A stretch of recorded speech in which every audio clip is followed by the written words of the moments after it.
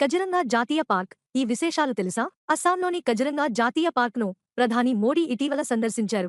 ఏనుగు ఎక్కి సఫారీ చేశారు. ప్రతి ఒక్కరూ ఈ పార్కును సందర్శించాలని కోరారు. మరి దీని ప్రత్యేకతలు ఏంటో చూద్దామా? అస్సాంలోని గోలఘాట్, నాగాం జిల్లాల మధ్య 430 చదరపు కిలోమీటర్ల విస్తీర్ణంలో ఉన్న ఈ పార్కును 1905లో ప్రారంభించారు.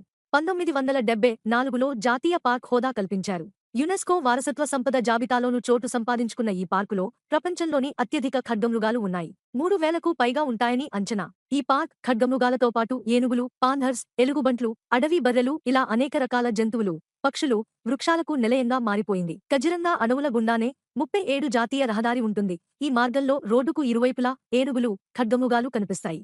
టీ తోటలు కనువిందు చేస్తాయి. నవంబర్ నుంచి ఏప్రిల్ వరకు ఈ పార్కు సందర్శనకు అనువైన కాలం. ఇక్కడ ఏనుగు, జీప్ సఫారీ, పార్క్ మధ్యలో ప్రవహించే బ్రహ్మపుత్ర నదిలో బోటింగ్ చేయొచ్చు.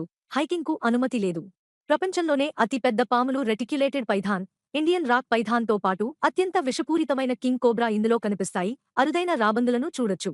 జోర్హట్, తేజ్పూర్, దిమాపూర్, గౌహతి నుంచి రోడ్డు విమాన మార్గంలో రావచ్చు. సమీపంలో పర్యాటకులు బస చేసేందుకు రిసార్ట్స్ అందుబాటులో ఉంటాయి. టూర్ ప్యాకేజీలు ఉంటాయి.